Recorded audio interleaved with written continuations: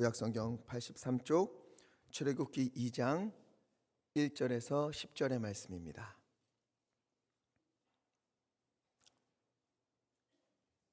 출애굽기 2장 1절로 10절의 말씀 함께 읽겠습니다. 레위의 가족 중 한 사람이 가서 레위 여자에게 장가들어 그 여자가 임신하여 아들을 낳으니 그가 잘생긴 것을 보고 석 달 동안 그를 숨겼으나 더 숨길 수 없게 되매 그를 위하여 갈대 상자를 가져다가 역청과 나무 진을 칠하고 아기를 거기 담아 나일강가 갈대 사이에 두고 그의 누이가 어떻게 되는지를 알려고 멀리 섰더니 바로의 딸이 목욕하러 나일강으로 내려오고 시녀들은 나일강가를 거닐 때에 그가 갈대 사이에 상자를 보고 시녀를 보내어 가져다가 열고 그 아기를 보니 아기가 우는지라. 그가 그를 불쌍히 여겨 이르되 이는 히브리 사람의 아기로다. 그의 누이가 바로의 딸에게 이르되 내가 가서 당신을 위하여 히브리 여인 중에서 유모를 불러다가 이 아이에게 젖을 먹이게 하리이까. 바로의 딸이 그에게 이르되 가라 하매 그 소녀가 가서 그 아기의 어머니를 불러오니 바로의 딸이 그에게 이르되 이 아기를 데려다가 나를 위하여 젖을 먹이라. 내가 그 삭을 주리라. 여인이 아기를 데려다가 젖을 먹이더니 그 아기가 자라매 바로의 딸에게로 데려가니 그가 그의 아들이 되니라. 그가 그의 이름을 모세라 하여 이르되 이는 내가 그를 물에서 건져내었음이라 하였더라. 아멘. 우리 지난 시간에는 하나님을 경외하는 여인들에 대해서 함께 살펴보았습니다. 권력과 힘이 있는 바로가 명령을 했어요. 히브리 여인들이 자녀를 낳을 때에 남자아이를 낳으면 죽이고 딸이거든 살려두어라. 그러나 산파들은 이를 따르지 않았지요. 왜? 1장 17절에 이야기합니다. 산파들이 누구를 두려워하여? 하나님을 두려워하여 하나님을 경외했어요.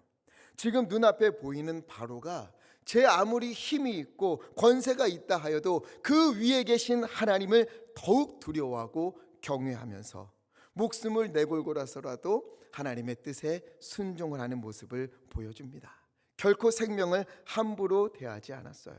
이처럼 하나님을 경외하는 산파들에게 어떤 은혜가 내렸는가? 21절에 그 산파들은 하나님을 경외하였으므로 하나님이 뭘 하셨어요? 그들의 집안을 흥왕하게 하신지라. 아멘. 그래서 하나님을 경외하고 눈앞에 있는 권세보다 하나님을 두려워하면서 하나님의 뜻에 따라 살려고 했던 산파들을 하나님이 기뻐 보시고 그들을 번성하게 하고 왕성하게 하고 형통하게 하셨습니다.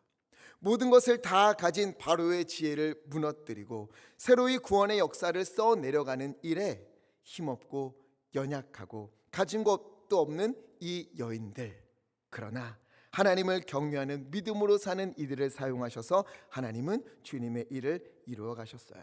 이와 같은 일이 오늘 이 자리에 모인 우리 모든 성도님들에게 있기를, 그렇게 주님 앞에 귀 쓰임 받기를 간절히 축원합니다.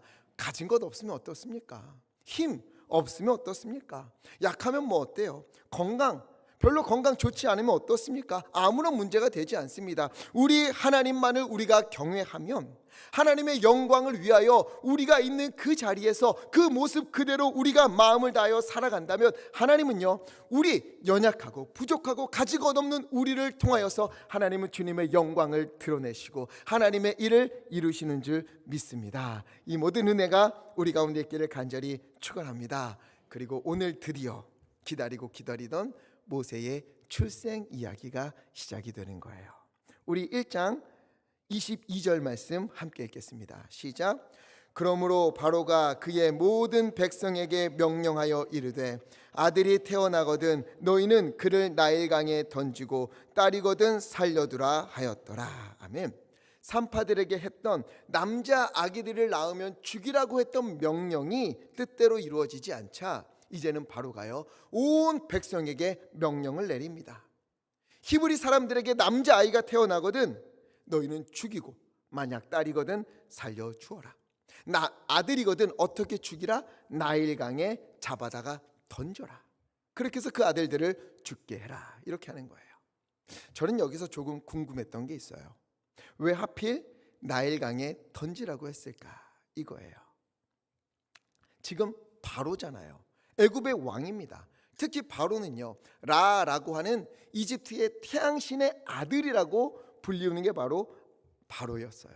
바로는 그냥 왕 정도가 아니라 신의 아들이라고 불리웁니다. 엄청난 권력을 지닌 자예요. 그렇다면 갓난아기들 죽이는 거 별거 아니지요. 군대 보내서 싹 다 칼로 죽일 수 있고요. 또 정기적으로 군인들에게 순찰을 돌게 해서 발견하는 즉시, 남자아기가 발견되는 즉시 불시 검문하고 이렇게 찾아다니면서 발견하면 죽여라 명령을 내리면 돼요. 가장 확실하고 편한 방법이고 빠른 방법이에요. 그런데 바로는 왜 히브리인들에게 남자아이가 태어나면 그 아이를 나일강에 던지라 이렇게 했을까요? 당시 나일강은요, 애굽 사람들에게 생명과도 같았습니다. 애굽에 물을 공급해주는 매우 중요한 역할을 했고요. 애굽인들의 90% 이상이 나일강 유역에 살았어요. 엄청난 중요한 역할을 했고요. 또한 물을 공급해주는 것뿐만이 아니라 나일강에서 잡는 물고기가 매우 귀한 식재료였어요. 그들에게 물을 주고 먹을 것을 주는 생명과도 같은 곳이 나일강이었어요. 그러니 나일강에 관련된 신들의 이야기가 있지 않았겠습니까? 이 나일강의 신들의 이야기가 여럿이 있는데요. 그 중에 대표적으로 한 3가지 정도를 살펴보면, 사진 보여주시면 이런 신이 있어요. 애굽에 오시리스라고 합니다. 삶과 죽음, 즉 사후의 세계를 관장하는 신이라고 불리워요. 이 오시리스의 핏줄이, 사후를 관리하는 이 오시리스의 핏줄이 바로 나일강이다 하는 게 애굽 사람들의 인식이었어요. 이걸 믿었어요. 그 다음 하피라고 있습니다. 한번 보여주시면, 이 하피는 나일강이 범람하는 것을 관장하는 신이에요. 강이 범람할 때면 애굽 사람들은 이 하피에게 제물을 드리면서 이 강을 잘 지켜달라 이렇게 소원을 빌었다고 해요. 마지막으로 쿠눔이라고 있습니다. 이 쿠눔은 나일강의 근원이고 나일강의 수호신이에요. 이처럼 이 세 신만 해도 오시리스, 하피, 쿠눔 이런 신들이 나일강과 연관이 되어 있어요. 이처럼 나일강은요, 애굽 사람들에게 물과 음식을 주는 생명줄과도 같았고요. 또 이 생명을 주관하는 여러 신들이 나일강에 있었다 이렇게 믿었어요. 이걸 바로가 이용한 겁니다. 생각해 보세요. 애굽이라는 그 거대한 제국의 왕이 고작 히브리 사람들의 갓난 아기를 죽이려고 군대를 동원했다? 이게 체면이 서지가 않는 거예요. 그래서 백성들에게 너희가 서로 죽여라 하니까 말을 안 듣잖아요. 그래서 어떻게 했는가? 양심의 가책을 덜 느끼게 하기 위해서 죽이는 게 아니라 히브리인들의 남자 아기를 발견하면 그 아기를 나일강에 던져라. 왜? 나일강에 던지면 아기를 죽이는 것을 넘어서 어떤 게 돼요? 오시리스, 하피, 쿠눔 이러한 신들에게 바치는 뭐가 돼요? 제물이 되는 거예요. 제물. 그러니 애굽 사람들이요, 양심의 가책을 느낄 일이 별로 없는 거예요. 혹시나 이 남자 아기를 바쳤는데 이 신들이 제물로 받기를 거부하며 원하지 않는다면 이 아이는 살게 될 것이다. 그러니 히브리 남자 아기를 발견하면, 남자 아기를 낳는 것을 보면 그 아기를 데려다가 나일강에 던져라. 신의 제물로 삼아라. 또한 그 아기의 운명을 신에게 맡겨라. 이렇게 한 거예요. 이렇게 나일강에 있는 신을 위한 행위로 간주하게 해서 양심의 가책을 느끼지 않게끔 유도해서 강에 던지게 만들었던 거예요. 그럼 왜 남자 아기는 나일강에 던지고 여자는 살려두라고 했을까요? 이유는 간단하지요. 힘이 없으니까, 위협이 되지 않으니까. 남자는 나일강에 던지고 여자는 살려두어라. 그러나 하나님의 일은 언제나 놀랍습니다. 이러한 바로의 엄청난 위협과 학대와 계략을 무너뜨리는 일에 하나님이 누구를 가장 먼저 사용하셨지요? 여인들을 먼저 사용하셨고, 힘없고 가진 것도 없고 아무것도 할 수 없다 이렇게 생각했던 여인들의 손을 통해서 하나님은요, 하나님의 구원의 역사를 출애굽기 1장부터 2장에 계속 이어서 펼쳐가고 있습니다. 2장 1절 우리 함께 읽어볼까요? 시작. 레위 가족 중 한 사람이 가서 아멘. 자, 여기서 레위 자손이 나옵니다. 레위 자손. 레위 자손이 무슨 지파지요? 제사장 지파지요. 그러나 아직은 아니에요. 아직 출애굽 이후에, 시내산 이후에 제사장으로 세워집니다. 지금 레위 지파는 별 볼 일 없는 사람들이에요. 여러분 혹시 레위가 야곱의 몇째 아들인지 아십니까? 당연한 반응이에요. 알면 신학교 가셔야죠. 야곱의 셋째 아들입니다. 셋째 아들. 이 셋째 아들인데, 이 레위는요, 시므온과 함께 야곱이 자녀들을 축복해 줄 때에 둘째 시므온과 셋째 레위는 축복이 아니라 뭘 받았지요? 저주를 받았어요.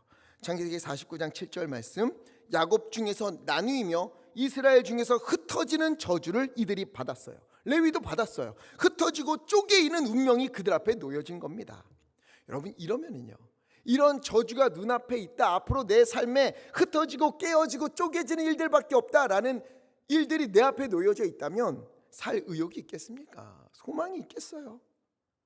그럼에도 하나님이 이 레위 자손들, 이 힘없고 저주받고 아무것도 없는 이들을 통하여서 하나님의 일을 시작하는 거예요. 지금까지 레위 자손이 뭘 잘했는지는 우리가 알 수 없어요. 무엇 때문에 이들이 선택되었는지는 몰라요. 앞으로 나와요. 그거는 조금 후에 우리가 보게 될 겁니다. 어쨌든 하나님은 힘없고 약하고 저주를 받았던 그런 레위 자손 중에서 사람을 택하여 일을 시작하십니다. 어떻게 하시는가? 레위 가족 중에 한 사람이 레위 여인에게 장가들었어요. 힘없는 사람들끼리 결혼을 했어요.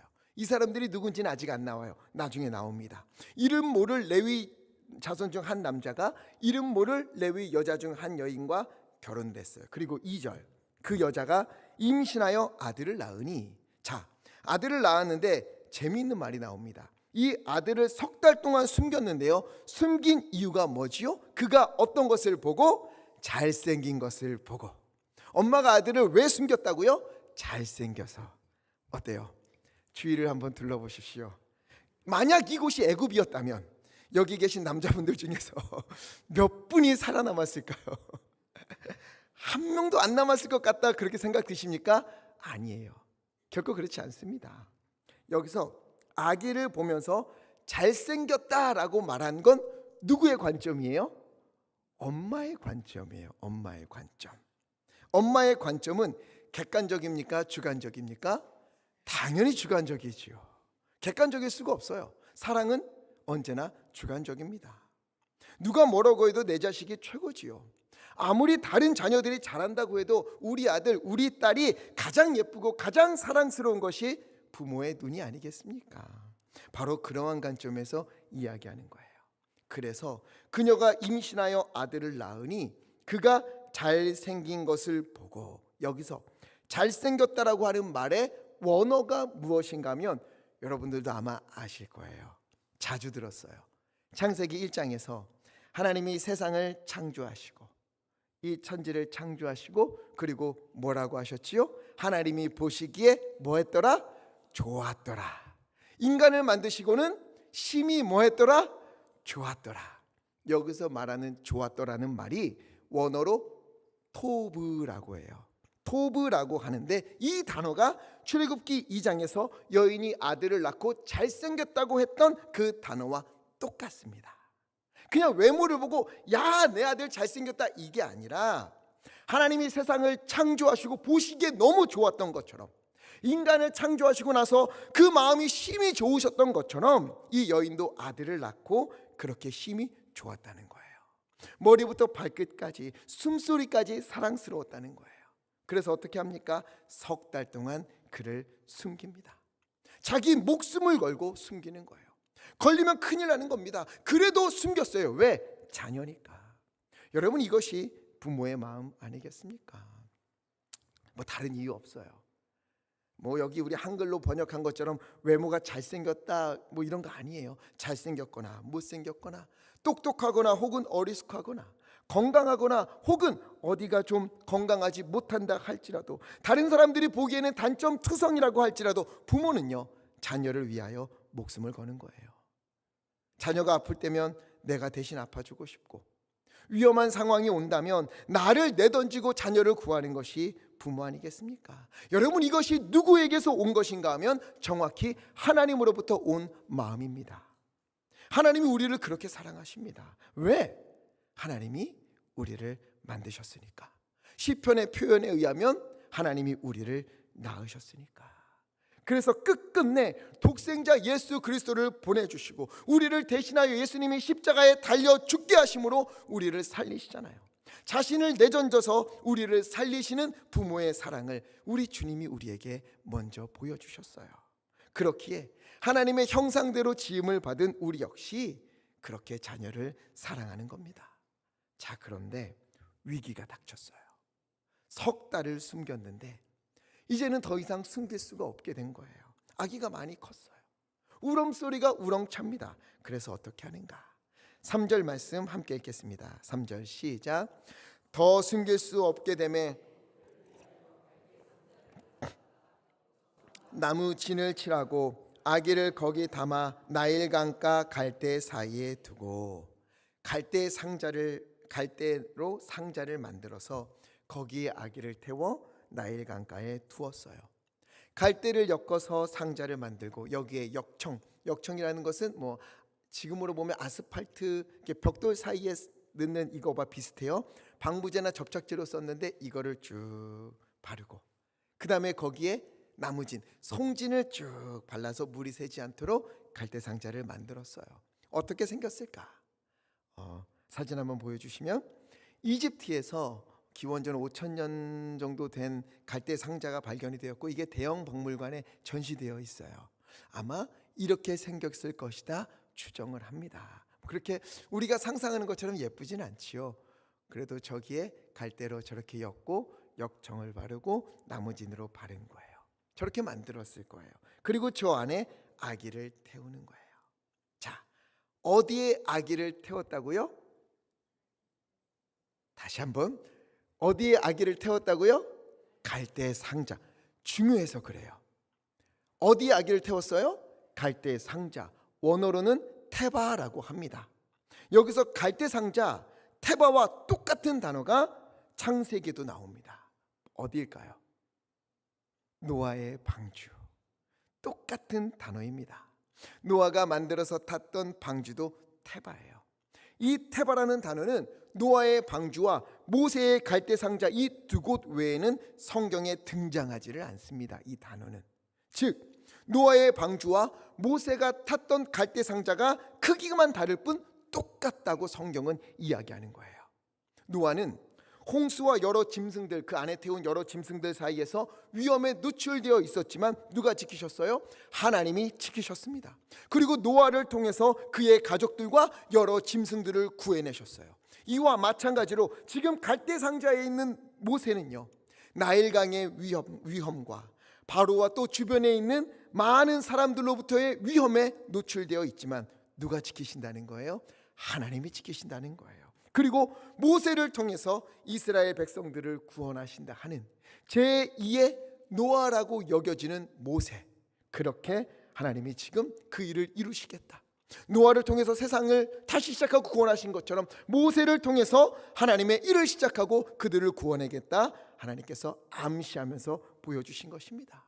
여러분, 우리에게도요, 노아의 홍수나 어린 모세의 나일강과 같은 어려움들이요, 거센 파도처럼 몰려올 때가 있을 겁니다. 그러나 염려하지 마십시오. 두려워하지 마십시오. 모세의 갈대 상자를 지키신 것처럼, 노아의 방주를 지키신 것처럼 우리 하나님께서 우리가 타고 있는 테바 방주의 선장이 되어 주시사 우리를 지키시고 우리를 돌보시고 또한 주님의 뜻을 이루실 줄 믿습니다. 주님이 구원하시기로 작정하면 누구도 막을 수가 없습니다. 그 어떤 위험도 고난도 아픔도 우리를 넘어뜨리고 무너뜨릴 수가 없습니다. 이 말씀을 굳게 붙드시기를 간절히 부탁을 드립니다. 그래서 아기를 갈대 상자 이 테바에 태우고 나일 강가 갈대 사이에 두었어요. 뭐 거기에 그대로 머물렀는지 떠내려갔는지는 모르겠지만 저는 아마 떠내려 물살이 계속 흘러갔으니까 조용히 떠내려가지 않았을까 그렇게 생각을 합니다. 여러분, 그런데요, 그 석 달 된 아기를 갈대 상자에 태워서 나일 강가에 띄우는 그 마지막 모습을 부모가 어떻게 볼 수 있겠습니까? 혹시나 이게 뒤집히는 것은 아닌지, 악어가 나타나서 이것을 해하는 것은 아닌지 알 수가 없어요. 너무 힘든 거예요. 도저히 볼 용기가 나지 않아서, 그래도 용기는 나지 않지만 혹시나 하나님이 은혜를 베푸셔서 기적적으로 살진 않을까 해서 자기는 차마 갈 수 없지만 누구를 보내요? 4절에 그 아이의 누나, 딸을 시켜서 갈대상자를 뒤따르게 했어요. 그런데 이때 하나님의 기가 막힌 타이밍이 등장을 합니다. 5절 말씀 함께 읽겠습니다. 5절 시작. 바로의 딸이 목욕하러 나일강으로 내려오고 거닐 때에 그가 갈대 사이에 상자를 보고 시녀를 보내어 가져다가, 보세요. 바로의 딸이 때마침 목욕하러 나일강으로 내려왔어요. 자, 애굽의 공주입니다. 바로의 딸이에요. 그러면 굳이 나일강에 와서 목욕할 이유가 없어요. 왕궁에서 목욕을 하면 됩니다. 궁에 목욕할 공간이 마련되어 있어요. 그런데 왜 그녀가 나일강에 왔을까? 나일강은 말씀드린 것처럼 애굽 사람들의 생명과도 같은 곳이지요. 그리고 말씀드렸던 오시리스, 하피, 쿠눔과 같은 신의 능력이 깃든 곳이에요. 그렇기 때문에 종교적 예식을 위하여서 1년에 한두 번은 와서 목욕을 해야만 했습니다. 그런데 모세가 갈대 상자에 담긴 그날, 물에 띄워지는 그때, 공주가요, 딱 그때 맞춰서 종교 예식을 위하여 나일강에 와서 목욕을 하게 된 거예요. 그리고는 때마침 저편에 있는 갈대 상자를 공주가 발견을 해요. 공주가 먼저 발견을 해요. 그리고는 시녀를 보내어서 가져오라 명령을 합니다. 그래서 6절에 그 시녀들이 가지고 온 갈대 상자를 열어보니 뭐가 있어요? 아기가 울고 있어요. 이 아기를 보니까 어느 민족의 아기예요? 히브리 사람의 아기다. 이것을 공주가 대번에 알아챈 거예요. 아기의 생김새가 애굽인과 물론 히브리 사람이 좀 달랐겠지요. 그것도 있겠지만 어쩌면 아기를 감싸고 있던 천이 히브리 사람들이 주로 사용하던 천과 같아서 그랬는지 확실한 것은 우리가 알 수 없지만 분명한 것은 이 공주가 보자마자 히브리 사람의 아기인 것을 알았다는 거예요. 자, 그러면은요, 이 아기는 어떻게 해야 돼요? 나일강에 던져야죠. 나일강에 던져야 됩니다. 지금 이 여인은 애굽 왕 바로의 딸이에요. 공주예요. 이걸 모를 리가 없어요. 아버지가 내린 명령입니다. 히브리 사람의 남자 아기는 무조건 나일강에 던져서 죽여라, 다 알아요. 어기면 큰일이 나요. 그런데 이 여인의 마음에 무엇이 일어났는가? 6절 보니까 그가 그를 불쌍히 여겨, 이런 단어가 나와요. 분명 히브리인의 아기예요. 남자 아기들은 모두 나일강에 던져 죽여야 하는 것을 알지만, 어기면 안 된다는 것도 알지만, 그러나 그녀의 마음속에 불쌍히 여기는 마음이 일어난 거예요. 이런 긍휼이요, 이러한 명령, 어기면 안 되는 그런 명령을 뛰어넘게 만들었습니다. 그래서 성경에 이런 말씀이 있지요. 긍휼이 시험을, 심판을 이기고 자랑하느니라, 이런 말씀이 나와요. 긍휼은 너무도 위대한 겁니다. 비록 하나님도 모르는 바로의 딸이었지만 그녀는요, 이와 같은 긍휼한 마음이 있었어요. 어쩌면 그냥 상상해 봤어요. 히브리인들이 당하는 고통과 죄 없이 죽어가는 히브리인들의 어린 남자 아기를 보면서 그 마음이 지속적으로 괴롭고 불쌍하는 마음이 있었는지도 모르겠어요. 그런 그녀가 동정 어린 눈으로 아기를 바라보고 있을 때 갑자기 저편에서 소리가 들려옵니다. 7절 읽어볼게요. 7절 시작. 그의 누이가 바로의 딸에게 이르되 내가 가서 당신을 위하여 히브리 여인 중에서 유모를 불러다가 이 아기에게 젖을 먹이게 하리까. 아멘. 모세의 누이가요, 바로의 딸에게 이야기합니다. 제가 가서 공주님을 위하여서 히브리 여인 중에서 유모를 불러다가 그 아이에게 젖을 먹이게 하리까. 자, 이 말을 듣고 공주가 어떻게 생각했을까요? 이상하다, 여기지 않았을까요? 타이밍이 너무 기가 막혀요. 갈대의 상자에서 아기를 발견했는데 갑자기 저 앞에 있는 아기가 젖을 물릴 히브리 여인을 데려오겠다. 내 손에 히브리 아기가 들려있는 것을 어떻게 알고 젖을 먹일 히브리 여인을 데려오겠다고 말하는가? 그리고 생각해 보세요. 젖을 먹이려면 아기를 낳은 지 얼마 안 된 여인이어야 돼요. 그렇잖아요. 아무나 데려올 수가 없어요. 근데 저 아이가 히브리 여인들 중에서 젖이 나오는 여인을 알고 있는 거예요. 그리고 갑자기 데려와서 이 아기를 먹인다는 거예요. 여러분, 그러면 이상한 생각이 들겠지요. 정황상 이 모든 정황을 미루어 보아 혹시 저 아이가 이 아기의 엄마를 알고 있는 건 아닌가? 이런 의심이 한 번쯤은 들 수도 있었을 것 같아요. 그러나 이 바로의 공주는 긍휼함이 넘치는 여인이었지요. 아무것도 묻지 않아요. 아무것도 묻지 않고 8절에 가서 데려오라. 그러자 소녀가 기다렸다는 듯이 가서 누구를 데려와요? 그 아이의 어머니를 데려오는 거예요. 여기서 이런 생각이 듭니다.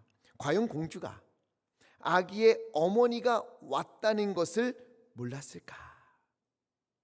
너무도 순식간에 모든 일이 일사천리로 진행이 됐어요.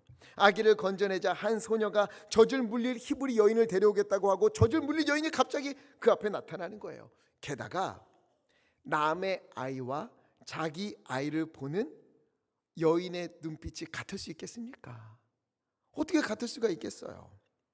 갈대 상자에 아기를 태워 보내면서 이 엄마는 얼마나 울었겠습니까? 그렇죠. 울면서 기도하면서 보냈을 거예요. 차마 마지막 모습을 볼 수 없어서 딸에게 대신 보라고 했잖아요. 그런데 그 아이를 다시 만난 거예요. 젖을 물릴 유모가 되어서 다시 만난 거예요. 아무리 감정을 추스른다고 해도 어떻게 다 감출 수 있겠습니까? 차오르는 눈물을 어떻게 감출 수 있겠어요? 불가능했을 것 같아요. 아마 공주가 눈치채지 않았을까? 그러나 히브리인의 아기인 것을 알면서도 긍휼히 여기는 여인이었기에 아마 모른 척 해준 것은 아닐까, 이런 생각이 들었어요.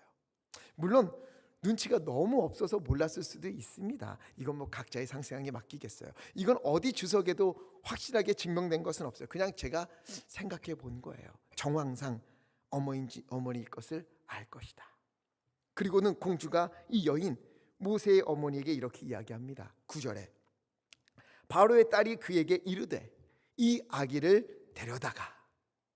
가끔요, 모세의 어머니가 바로의 궁으로 와서 유모가 되었을 것이다, 이렇게 생각하는 분들이 있어요. 그렇지 않습니다. 그렇지 않아요? 이 아기를 여인에게 데려가서 누구를 위하여? 나를 위하여, 공주를 위하여, 바로의 딸을 위하여 젖을 먹이라. 내가 그 삭슬 주리라. 굉장하지요. 엄청난 은혜입니다. 여러분 자녀를 키우면서 누가 삭슬 줍니까? 아니죠. 희생하면서 키웠잖아요. 그런데 이 여인은, 이 요게벳은요, 자기 자녀에게 자기 자녀를 다시 데려다가 키우면서 젖을 먹이고 키우면서 돈까지 받았어요. 그 삭까지 밟습니다. 심지어 아들을 집으로 데려가서 당당하게 키우는 위치에 서게 되는 거예요. 왜? 내 딸이 아니라 내 아들이 아니라 바로의 딸의 아들이다, 이러면 되는 거거든요. 집에서 키우는 거예요. 여러분, 하나님의 인도하심이 놀랍지 않습니까? 나일강에 갈대 상자에 실려서 죽을 위기에 놓였던 이 모세가요, 어머니와 다시 재회하게 되고, 어머니는 아들을 다시 집으로 데려가서 키우게 되는데 심지어 수고비까지 받아요. 안전하게 키울 수 있습니다. 바로의 딸이니까, 공주니까 지켜주지 않았겠어요. 그리고는 어떻게 되는가? 마지막 10절 함께 읽겠습니다. 10절 시작. 그 아기가 자라매 바로의 딸에게 데려가니 그가 그의 이름을 모세라 하여 이르되 이는 내가 그를 물에서 건져내었음이라 하였더라. 아멘. 어느덧 아기가 자랐어요. 젖을 때는 시기가 찾아왔습니다. 이때까지 어디서 지냈어요? 엄마의 집에서 지냈어요. 모세는 젖을 때는 시기를 언제로 잡냐면 만 3세에서 만 4세, 우리 나이로 하면 4살에서 5살 정도까지로 잡습니다. 4, 5살까지 집에서 엄마에게 자랐어요. 그리고 4살 혹은 5살이 되었을 때에 그 엄마는 다시 그 아들을 바로의 딸에게 데려갔어요. 그러자 바로의 딸 공주가 이 아이의 어머니가 되었고, 그 아이의 이름을 뭐라고 부릅니까? 모세다, 이렇게 불러요. 이 모세라는 이름을 누가 지어주었어요? 바로의 딸이 지어준 겁니다. 그럼 여러분, 모세라는 이름은 히브리식 이름이겠습니까? 애굽식 이름이겠습니까? 당연히 애굽식 이름이에요. 애굽 여인이 지어준 이름입니다. 이집트어에서 무시라는 단어에서 나온 말이 아들이라는 뜻이에요. 남자 아이다. 그리고 나중에 뭐라고 나오면 내가 물에서 건져내었다고 하지요. 건져내었다, 건져내다라는 단어가 마샤라고 해요. 그래서 무시, 마샤 비슷하잖아요. 무시, 마샤. 그래서 내가 물에서 건져낸 나의 남자 아들 아이다라고 하는 뜻으로 모세라고 부릅니다. 그러나 이후에 모세는 아무런 힘없이 바로의 딸에게서 건져진 아이가 아니라 어떤 이름으로 바뀌게 됩니까? 하나님의 능력으로 이스라엘을 건져내고 구원내는 자, 건져내는 자, 이런 모세로 바뀌게 되는 거예요. 그리고 바로의 딸은 물에서 건진 이 모세를 뭐라고 불렀어요? 아들로 삼았습니다. 이걸 앞으로 무엇을 암시하고 있는가? 모세를 통해서, 이제 앞으로 모세를 통해서 건져냄을 받게 된 이스라엘 백성은 누구의 백성이 된다? 하나님의 백성이 된다. 죽을 위기와 나일강의 위험 속에서도 하나님이 건져주시고 그를 애굽의 왕자로 삼아주신 것처럼, 하나님은 고난과 아픔과 눈물 속에 있는 이스라엘 백성들을 그 모든 어려움에서 건져내시고 출애굽하여 주시사 하나님의 자녀로 삼아주신다 하는 것이 앞으로 펼쳐질 이야기다라는 것을 모세의 출생 이야기를 통해서 우리에게 들려주고 있습니다. 그런데요, 이 이야기 속에서 모세가 태어나고 물에서 건짐을 받고 어머니와 제외하고 왕자가 되고 그렇게 하나님이 준비하는 과정 속에서 누구를 통해서 이 역사를 이끌어 가십니까? 여인들이에요. 여인들. 오늘 모세가 출생하는 그 이야기 속에 나온 남자라고는 레위 사람 한 명밖에 없어요. 아들을 낳게 되는 이름도 아직 밝히지 않은 레위 사람. 그 외에는 모두 다 여인들입니다. 바로가 위협적이지 않다, 힘도 없고 가진 것도 없고 아무런 영향력도 없다, 그래서 무시하고 내버려 두었던 그 여인들을 통해서 모세의 어머니 요게벳과 누이 미리암과 바로의 딸을 통해서 하나님은 이 구원의 역사를 써내려가고 계신 거예요. 그러면서 저는요, 이 이야기 속에서 자꾸만 한 여인이 눈에 들어왔습니다. 누군가 하면 모세의 어머니예요. 요게벳. 생각해 보세요. 먼저는 갈대 상자에 태워서 울면서 나일강에 띄웠어요. 많이 힘들었겠지요. 많이 아팠을 겁니다. 그리고 다시 만나게 돼요. 젖을 먹이고 하나님을 믿는 신앙으로 키워냅니다. 그리고는 4세, 5세가 되었을 때에 바로의 딸에게 전해주어야 돼요. 자기 아들을 넘겨주는 겁니다. 내 아들이 아니라 바로의 아들이 되도록 내어주는 거예요. 여러분, 이게 쉬운 일입니까? 너무도 어려운 일이지요. 가슴 아픈 이별을 2번이나 맛보야만 했습니다. 그런데 이런 눈물의 기도를 지나면서 하나님의 역사가 이루어지는구나 하는 것을 알게 되는 거지요. 모세뿐입니까? 사무엘상에 가면은요, 한나라는 여인이 울면서 기도해요. 자녀를 낳을 수 없는 슬픔에 통곡하며 하나님께 기도합니다. 그러다 하나님이 아들을 주셨어요. 태를 열고 아들을 주셨어요. 정성껏 키웁니다. 그리고는 그를 하나님 앞에 내어놓지요. 울면서 그 아들을 위하여서 기도하면서 평생을 기도하면서 살았을 겁니다. 그리고 이 아들, 이 사무엘을 통해서 하나님은요, 어두워져가는 이스라엘의 등불을 비추셨어요. 예수님의 어머니 마리아도 보십시오. 그녀 역시 아들로 키운 예수님을 십자가에서 하나님께 드려야만 했어요. 숨을 거두는 모습을 눈앞에서 지켜보야만 했습니다. 그걸 보면 얼마나 힘들었겠어요. 얼마나 가슴 아팠겠습니까? 그러나 예수님의 십자가 사건을 통해서 하나님은요, 죽을 수밖에 없는 우리에게 생명과 구원과 부활의 빛을 비춰주셨습니다. 모세도 마찬가지예요. 요게벳이라는 어머니, 그 아들을 나일강에 띄우고 또 젖을 먹여다가 키우고 다시 바로의 딸에게 내어주면서 이 아들을 위하여 얼마나 기도했겠습니까? 이 아들이 하나님께서 귀히 사용하신 아들이 되게 해달라고, 지금은 비록 바로의 딸의 아들로 가게 되지만 애굽의 왕자로 자라게 되지만 하나님이여 저 아들이 하나님의 아들임을 잊지 않게 하여 주시옵시고 하나님의 백성을 입을 잊지 않도록 쥐어붙잡아 주시옵소서. 얼마나 울면서 기도했겠습니까? 그리고 이 아이 모세를 통하여서 하나님은 고통 가운데 있던 이스라엘 그들을 출애굽시키며 주의 백성의 길로 하나님의 자녀의 길로 이끌어 가시는 놀라운 은혜를 베풀어 주신 것입니다. 여러분, 오늘 이렇게 출애굽기 1장 2장을 통해서 하나님이요 하나님의 구원의 역사, 출애굽의 역사를 연약하고 힘없는 여인들을 통해서 일하신다 하는 것을 보여주시는 이유가 무엇일까요? 이 여인들이야말로 눈물 흘린 기도가 있었기 때문이지 않겠습니까? 자녀를 향한 어머니의 기도만큼 뜨거운 기도가 어디 있겠습니까? 자녀를 향한 어머니의 눈물만큼 뜨거운 것이 어디 있겠습니까? 여러분, 그 기도는요 하나님이 반드시 들으십니다. 그리고 들으신 하나님은 반드시 응답하십니다.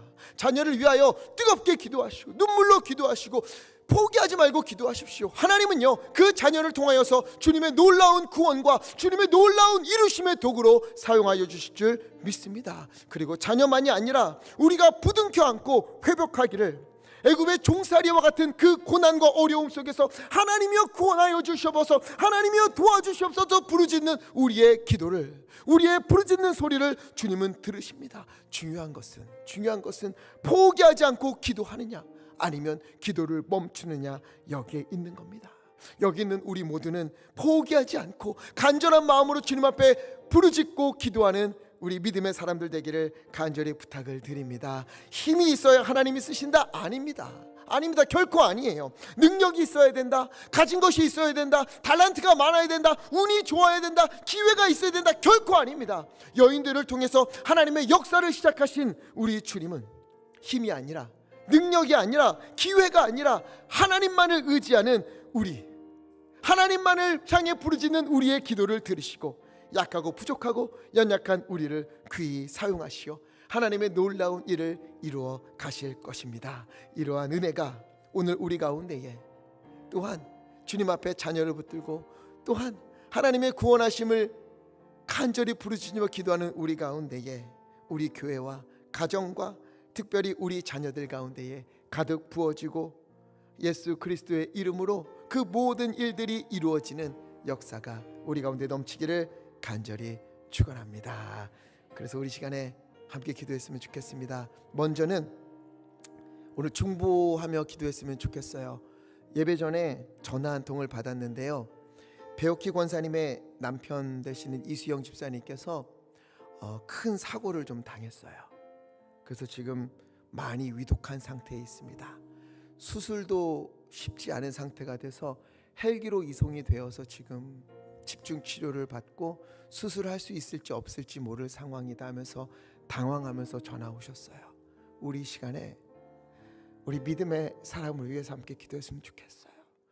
눈물 어린 부모의 기도가 하나님께서 들으시고 자녀를 살리시는 것처럼 하나님의 자녀를 향한 우리 이수영 집사님을 향한 우리의 간절한 기도를 하나님께서 들으시고 아픈 부위를, 깨어진 부위를 주님께서 치유하시고 고치실 줄 믿습니다. 우리 이수영 집사님을 위하여서 또한 말씀을 붙들고 우리 자녀를 위하여서 또한 하나님의 구원하심과 하나님의 역사하심이 필요한 곳을 우리 간절히 외치면서 주님의 이름을 힘차게 부르고 합심하여 함께 기도하겠습니다.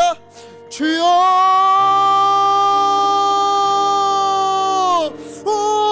아버지요, 하나님의 시간 주님 앞에 간절히 기도하오나니 하나님의 시간 우리 가운데 임재하여 주시옵소서. 아버지 마음을 다하여 목소리를 주님 앞에 간절히 기도하오나니 하나님 주님께서 이 시간 주님의 사랑하는 아들 이수영 집사님 가운데 주님께서 찾아가 주시옵소서. 아버지 하나님은 큰 상황 가운데 하나님이여 지금 치료받고 있사옵나니 아버지 하나님은 주님께서 깨어진 곳을 어루만져 주시옵시고 찢어진 곳을 어루만져 주시옵시고 상처로 아픈 부위를 주님께서 치유하여 주시사 하나님이여 주님께서 고쳐주시옵소서. 주여 치유하여 주시옵소서.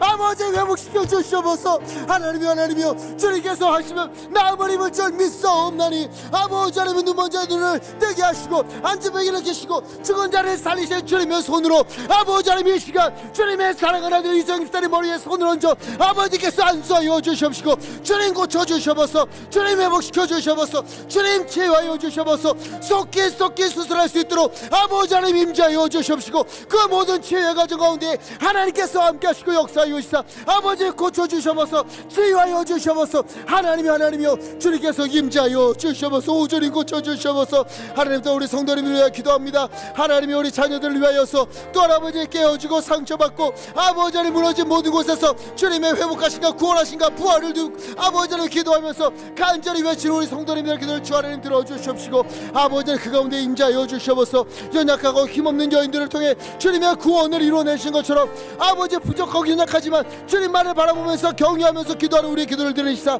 하나님 그 가운데 주님의 구원을 이루어주시옵시고 주님의 놀라운 역사하심을 아버지 하나님 보여주시옵소서. 오 하나님 인도하여 주시옵소서. 오 주 잡아 주시옵소서.